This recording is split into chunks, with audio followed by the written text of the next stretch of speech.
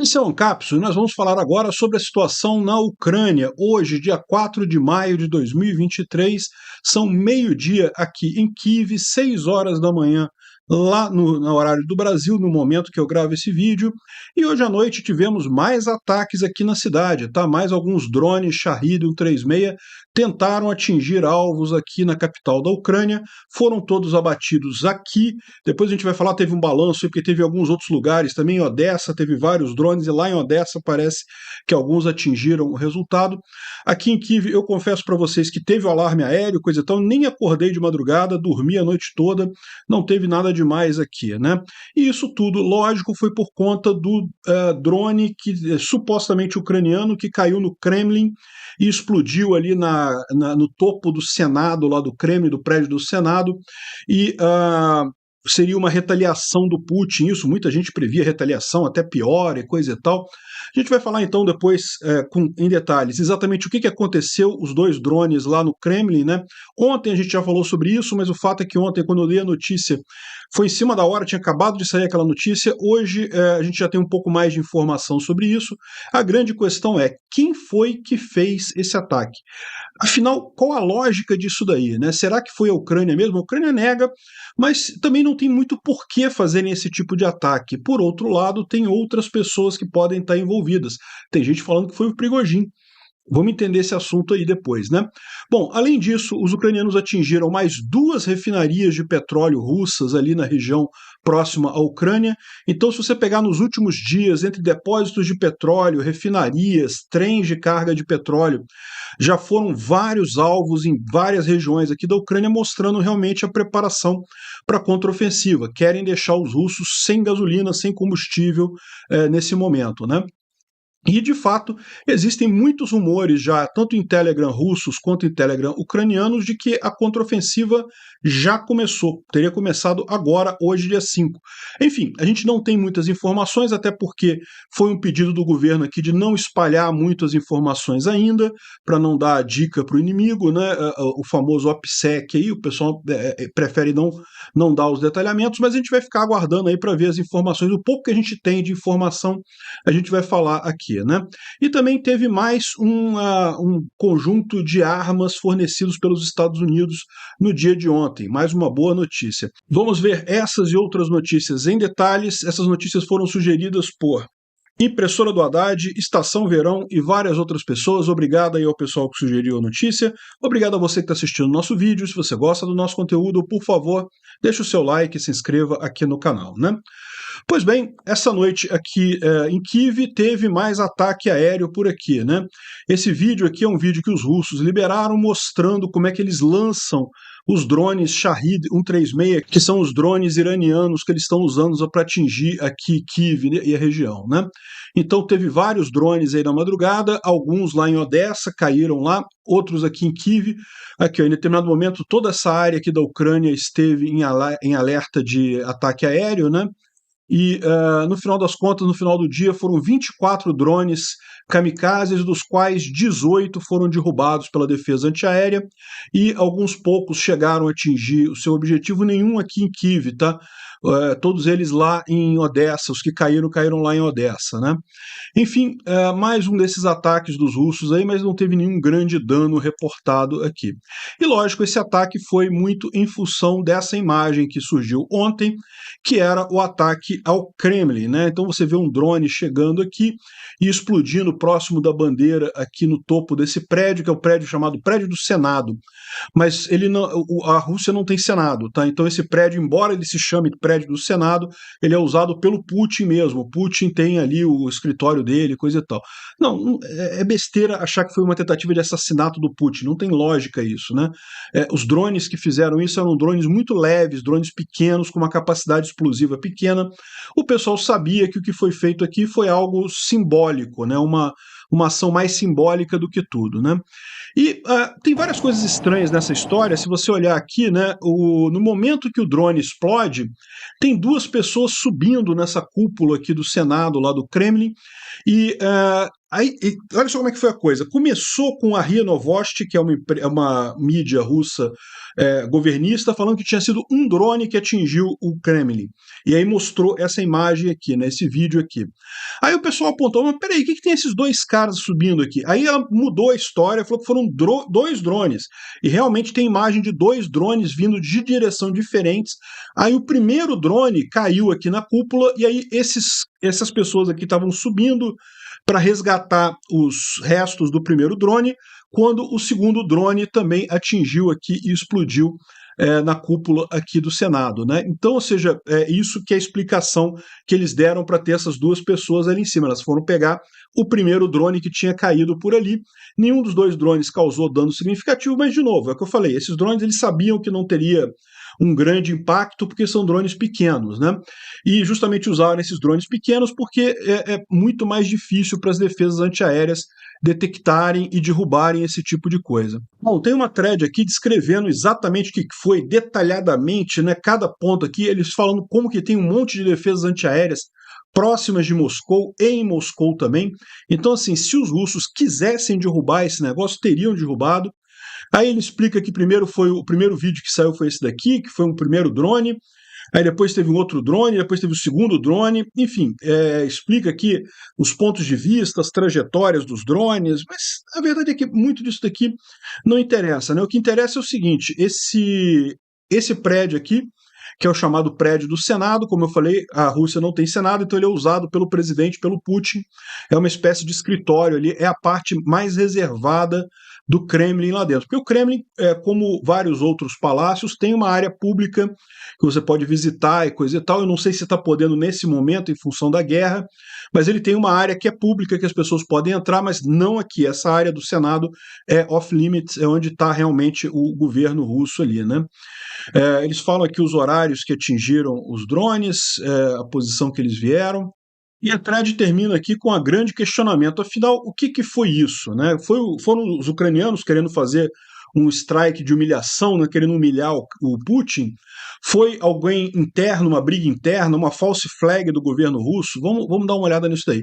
Mas tem uma outra pergunta. Como é que esses drones chegaram ali? Né? Porque, como a gente viu, tem várias defesas antiaéreas aqui na região.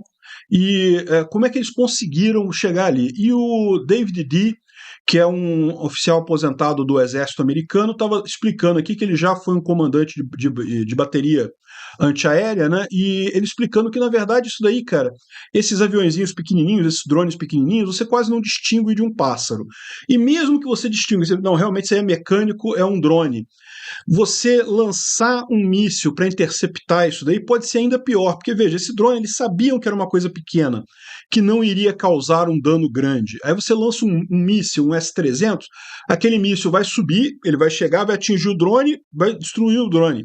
Mas aquele míssil, ele vai cair pedaços dele. Então está arriscado causar mais danos com a defesa antiaérea do que você deixar o drone ir até o final, né? Então o que ele fala aqui é isso, são aviões, são drones muito pequenos, no final das contas, para a pessoa que está fazendo ali a decisão de atacar ou não a bateria antiaérea, se vai responder ou não, é uma decisão muito difícil de tomar, né? Enfim, aqui ele fala aqui, ó, vai cair, se você lançar um foguete, as outras baterias antiaéreas vão assumir que esse é um alvo prioritário, um alvo preocupante. Então, as outras também vão lançar foguetes para garantir que o objeto foi abatido. E aí, meu amigo, você vai ter um monte de mísseis caindo, mísseis caríssimos, que você usou para acabar com um drone que custou merreca, né? Drone baratinho, e que não ia causar nenhum dano, como de fato não causou nenhum dano. Então, realmente está explicado aqui. Foi, na verdade, se você parar para pensar, uma decisão acertada dos comandantes lá, né? Agora, aqui a CNN traz essa pergunta também, afinal, o que aconteceu? Né? Os russos estão culpando os ucranianos imediatamente. E isso que levantou muita suspeita, porque eles nem pararam para analisar possibilidades, não, disseram imediatamente que foram os ucranianos e coisa e tal, e que foi uma tentativa de assassinato do Putin, o que não faz sentido nenhum. Não tinha como eles conseguirem, né, ali atingir o Putin ali. É uma coisa que realmente não faz sentido nenhum. Né? E lembra, E os ucranianos sabem de casos passados que tem maneiras melhores de matar pessoa na Rússia, né? Por exemplo, a Maria Dugina morreu com uma bomba, o Tatarsky morreu com uma bomba também. Não está claro que se foram ataques feitos pelos ucranianos, esses dois ataques, né? Mas são ataques que funcionaram. Seja lá quem foi que fez esses ataques, os ataques funcionaram. Então os ucranianos sabem que com drone não ia ser o caso. Se eles quisessem mesmo matar o Putin, teriam usado uma bomba ou alguma coisa do gênero, né? O drone não tinha nenhuma chance de causar nenhum dano, como de fato nem prejudicou a cúpula do Senado, quanto mais conseguia atingir o Putin ali, né? O Zelensky falou oficialmente, ele está em viagem pela Europa, ele estava ontem na Finlândia e hoje ele está na Holanda. E ele disse que não tem nada a ver com isso, que a Ucrânia não tem nada a ver com isso, não fez ataques a Moscou, não fez nada lá. E é bem possível, né? Tem surgido várias opções por aí, né? O Osechkin, que é aquele ativista de direitos humanos russos que está refugiado em Paris, tem aquele site gulagu.net, ele disse que fontes deles internas lá do Kremlin dizem que os strikes de drone foram feitos pelo Prigozhin para fazer o Putin tomar medidas drásticas. O Prigozhin está preocupado porque ele está perdendo a guerra lá em Bakhmut, o comando dele lá, o grupo Wagner, está desaparecendo no ar. Então o Prigozhin quer que alguma coisa aconteça, que o Putin faça alguma coisa para não ter uma derrota humilhante na guerra ali em Bakhmut, né? Pode ser que seja isso, né? Faz sentido, é uma coisa possível aqui. O Prigozhin está querendo causar algum dano lá no Putin, provocar alguma coisa lá. Não é a única alternativa. Aqui, ó, o ataque no Kremlin foi organizado por oligarcas russos que estão sob sanções e está machucando muito a empresa deles. Tem empresa grande na Rússia quase falindo. Quem disse isso foi uma deputada ucraniana, Arahmia. Uma deputada ucraniana falou que é isso que está acontecendo. Foram os oligarcas russos que fizeram esse ataque para tentar desestabilizar o Putin, ver se ele resolve acabar com essa guerra de uma vez, se bota medo no Putin, coisa e tal. Enfim, não sei, pode ser também, né? Faz sentido, tem muito oligarca russo que não está gostando dessa guerra porque a guerra está causando problemas para as empresas, né? E no final das contas, o Putin não quer encerrar isso. Já viu que perdeu? É o que eu falei para vocês, o Putin perdeu essa guerra no mês de março. Em março, quando ele desistiu aqui do norte de Kiev, que ele saiu daqui, ele já sabia que ele tinha perdido a guerra. Tudo que ele está tentando desde então é uma saída honrosa. Ele quer terminar esse negócio de forma honrosa, mas perder ele já perdeu. Então, o que os oligarcas querem é forçar ele a tomar uma decisão desse tipo, né? Segundo o Sergej, aqui, ele está falando que isso aqui deveria ser uma false flag, o que eles apontam para isso, né? Por quê? Vários vídeos em alta qualidade e a cor apareceram de câmeras CCTV, aquelas câmeras de vigilância noturna, que muitas são em preto e branco, não tem uma qualidade muito boa. E lembra, todas as câmeras de CCTV em torno do Kremlin são controladas pelo Kremlin. Ninguém vazaria essas imagens sem a permissão do Kremlin. O Kremlin queria que todo mundo visse o que aconteceu, né? Então, número 2, o Kremlin, de forma alegremente, confirmou o ataque em poucas horas. Eles nunca fazem isso, eles preferem parecer estúpidos a parecerem humilhados, né? Lembra sobre aquelas histórias todas do Moskva, né, do navio, que eles falam que não, que foi um acidente, mas que já está controlado, que não tem sei que lá, que tinha marinheiro fumando no depósito e coisa e tal, ou seja, uma besteira completa. Preferiram enganar, não falar, não assumir que sofreram um ataque durante muito tempo. E dessa vez não, eles imediatamente falaram, não, o ataque fomos atacados pelos ucranianos, um drone atingiu a cúpula ali, né? O que não está claro ainda é por que o Kremlin lançou essa campanha de false flag. Para que fazer esse false flag? Para justificar o quê? Mais ataque na Ucrânia? Já estão atacando a Ucrânia mesmo, né?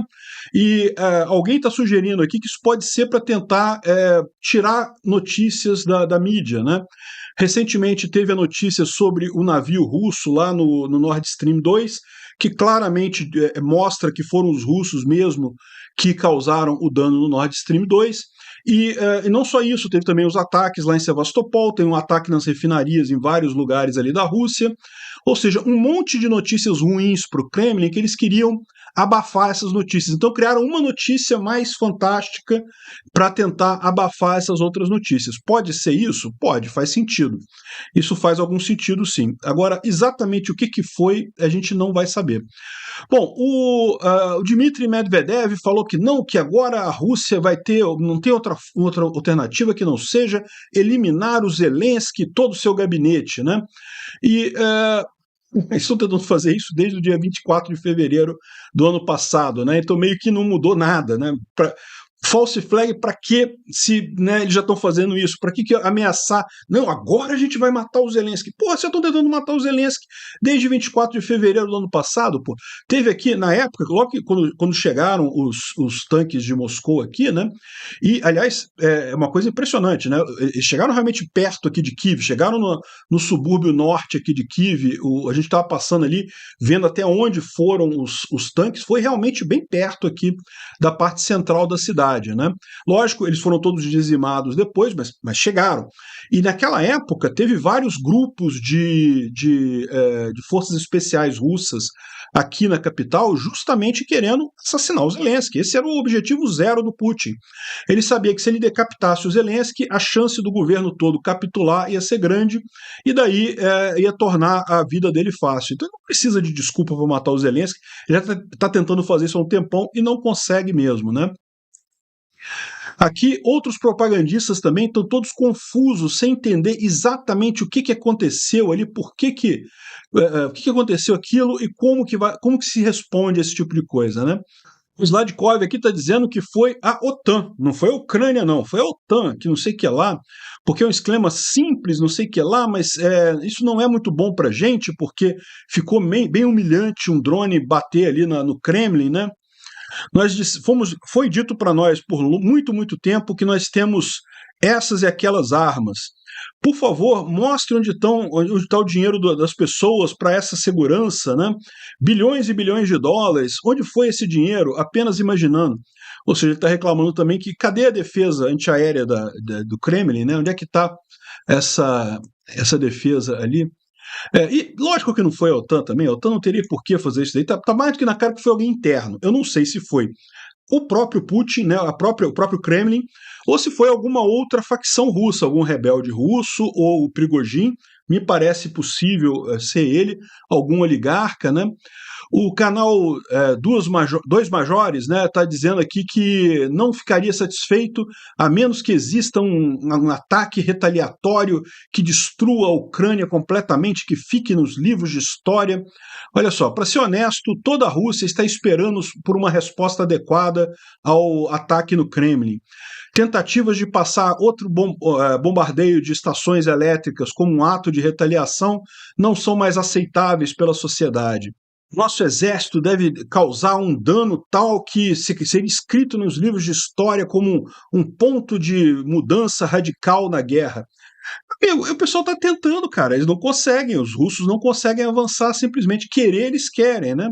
Simplesmente não tem essa tentativa, né? Aqui, ó, tem também um aviso aqui que há reportes que o Kremlin deu às Forças Armadas Russas carta branca para eliminar o Zelensky, o Budanov e outros oficiais da Ucrânia, alguns Telegram russos, né? É aquele tipo de coisa. Já estão tentando fazer isso há um tempão, né? Muita gente está falando também sobre bombas nucleares. Não, que eles vão usar bombas nucleares e coisa e tal. E eu já falei para vocês porque que eles não vão usar bombas nucleares mesmo com isso daí. Não faz sentido nenhum. Seria uma derrota para eles no final das contas. Mesmo as poucas bombas que eles ainda têm funcionando, se é que tem alguma funcionando, não vai trazer nenhuma vantagem militar para eles e vai acabar piorando a situação lá em face a todo mundo, né? Até a China deixou claro que resposta nuclear é inaceitável. Então, é aquilo que eu falo, bomba nuclear, meu amigo, só vale como ameaça. Depois que a guerra já está rolando, não vale mais para nada, não serve mais para nada, né? Então, bomba nuclear não vai ter. O que eles vão fazer, eu não sei. Pode ter mais um bombardeio com mísseis aqui em Kiev? Pode ser que tenha, né? Teve essa noite, não foi míssil, foi drone, mas enfim. O que me parece é que isso é mais uma coisa interna lá. Eu estou mais apostando na teoria de algum oligarca querendo desestabilizar o Putin, ou o próprio Prigozhin querendo forçar o Putin em alguma coisa, do que qualquer outra alternativa. E olha só que coisa, né? Se você vier aqui hoje, isso aqui é hoje, tá? Teve outro drone em Moscou. Outro drone do mesmo tipo voando lá em Moscou. Drone que não tem, se explodir, vai ser uma explosão igual aquela outra, que não causa dano significativo, mas mais um drone ali. E não foram os únicos ataques feitos por drones ucranianos. Na verdade, teve várias refinarias que foram atingidas. As refinarias em Ilsk, em Krasnodar, e Novochartinsk, em Rostov, 2 refinarias que foram atingidas aqui. Tem um monte de imagem aqui, de vídeo das refinarias explodindo e coisa e tal, mas são essas duas aqui, ó. Aqui em Krasnodar e aqui em Rostov. Foram as 2 refinarias que explodiram de ontem para hoje, né? O que está acontecendo de fato, se você observar nos últimos dias, foram vários depósitos de combustível, refinarias e trens que foram destruídos aqui próximos à Ucrânia, e nada disso daqui é uma coisa que vai destruir por muito tempo, tá? Mesmo essas refinarias que foram atingidas, isso é coisa, dá para consertar, isso não é uma coisa assim que para sempre ela vai ficar quebrada. Vai ficar alguns dias quebrada, depois eles botam ela para funcionar de novo, mas esses alguns dias quebrada já vai causar impacto na logística russa aqui na região. Certamente isso daqui é uma forma de preparação da contraofensiva, né? E a gente tem vários sinais dessa contraofensiva ucraniana supostamente já acontecendo. Então, por exemplo, aqui o P-Style One está colocando aqui que os ucranianos aumentaram o bombardeio das posições russas ali em Vuhledar, né? Vuhledar, vocês sabem, é nessa região aqui. Chegou a cidade de Vuhledar, que está controlada pelos ucranianos, ela chegou a estar ameaçada pelos russos, mas os ucranianos expulsaram os russos daqui, e agora a batalha está mais longe da cidade. Pode ser que realmente os ucranianos estejam já expulsando os russos dali da região, né? Em Bakhmut, tentativas de avanço russo na direção de Kromovo e Ivanivsk, eles tentaram, mas não conseguiram, os ucranianos mantiveram a linha, seguramos a linha até dia 9 de maio, ou seja, não vai ter nada para o Putin comemorar no dia 9 de maio. No final das contas, a coisa que restou lá em Bakhmut é a questão política, realmente, a questão de imagem, né? E os ucranianos estão decididos a não entregar Bakhmut antes do dia 9 de maio. Depois pode até entregar, porque já não vai fazer tanta diferença mais lá em Bakhmut, né? Agora, olha só, existem rumores no Telegram de um grupo de russos que está cercado próximo a Bilororivka, né? Bilororivka tem, na verdade, mais de uma Bilororivka, não dá para saber exatamente qual que é. Tem a Bilororivka aqui em Luhansk e tem uma Bilororivka aqui em Donetsk. Aqui, ó. Bilororivka aqui em Donetsk. Então, a gente não sabe qual dessas 2 Bilororivkas que é, mas parece que é essa daqui, porque aqui tem uma linha de frente passando pela cidade, tá vendo? Essa outra Bilororivka que fica um pouco mais aqui para cima, né, em Luhansk, ela está toda em controle ucraniano há bastante tempo, então, assim, não quer dizer nada, né? Porque poderia ser um grupo de russos que está aqui perto de Bilororivka, que foi cercado pelos ucranianos, né? Não preciso dizer para vocês que essas linhas que a gente vê aqui no mapa, isso aqui é uma aproximação, né? Se você for pegar realmente como é que é a linha ali na linha de frente, é cheio de recortes, idas e vindas e coisa e tal.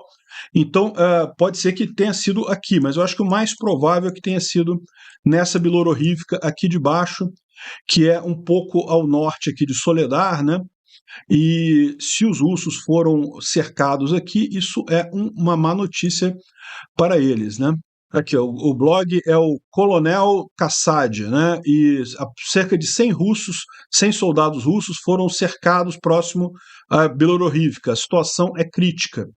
E First Donetsk, ou seja, deve ser o de Donetsk, é a de baixo, mas é aquela segunda que eu mostrei para vocês. Essa daqui mesmo, né? E legal, porque se isso está acontecendo aqui, é possível que aqui tenha alguma coisa a ver com a ofensiva ucraniana também, né? Lembra aquela ideia de fazer as pinças aqui? Será que é isso que os ucranianos vão tentar aqui isolar o pessoal de Bakhmut nessa região aqui, né? Não dá para saber, mas o pessoal russo está preocupado lá. Aqui tem mais uma imagem aqui dos ucranianos trabalhando junto a algum rio. A gente não sabe de quando que é essa imagem, não se sabe que rio é esse, mas possivelmente é próximo de Kherson, né? A gente sabe que tem também uma grande movimentação de tropas ali na região de Kherson, justamente visando a contraofensiva aqui, né? Será que eles estão preparando para atravessar o rio, fazer o ataque aqui através do rio? Não sabemos. Bom, outra coisa, em canais do Telegram já estão dando como iniciada a contraofensiva aqui na região de Zaporizhia, né? Mas a gente já viu isso, que por hora os ucranianos já tinham feito o movimento de esgotar a linha, a zona cinza, né? As zonas cinzas são aquelas posições dificilmente defensáveis, tanto de um lado quanto de outro, então fica no meio do caminho, ninguém controla aquela posição porque não há interesse, né? É melhor para os soldados ficarem em posições mais facilmente controladas. Mas é lógico, se você vai fazer uma contraofensiva, você tem que avançar aquilo ali para chegar no inimigo, né? Os ucranianos já tinham feito esse movimento e parece que agora eles estão partindo para cima mesmo dos russos, né? Aqui tem uma outra informação também, contraofensiva. Canais do Telegram, tanto russos quanto ucranianos, dizem que a contraofensiva começou na direção de Zaporizhia. Não está confirmado. De qualquer forma, não compartilhe fotos, vídeos ou qualquer informação sobre tropas e defesas ucranianas, né? A Ucrânia vai ganhar e coisa e tal. Enfim, as indicações são essas, né? A contraofensiva, a parte mais aguda da contraofensiva já começou e vamos ver agora quando é que a gente vai ter notícias boas de lá, né? Aqui, o Instituto para Estudo da Guerra fala basicamente sobre a questão do drone lá no Kremlin, fala sobre, basicamente o que a gente já falou aqui, sobre quem seria o culpado e coisa e tal, e se isso seria uma desculpa da Rússia para fazer uma escalada, para aumentar a guerra. Não tem muito o que eles fazerem. Se eles pudessem aumentar, escalar, assim, eles dão uma outra possibilidade aqui. O Putin está querendo fazer mobilização na Rússia, e para fazer mobilização, ele quer usar esse ataque. Ou seja, ele vai dizer, olha, estamos sendo atacados aqui em casa, precisamos mobilizar os nossos jovens para lutar.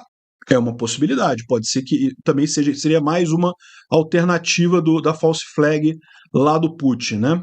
Bom, os Estados Unidos mandaram mais um conjunto de armas e munições para a Ucrânia. Olha só que bacana, mais um monte de coisa aqui.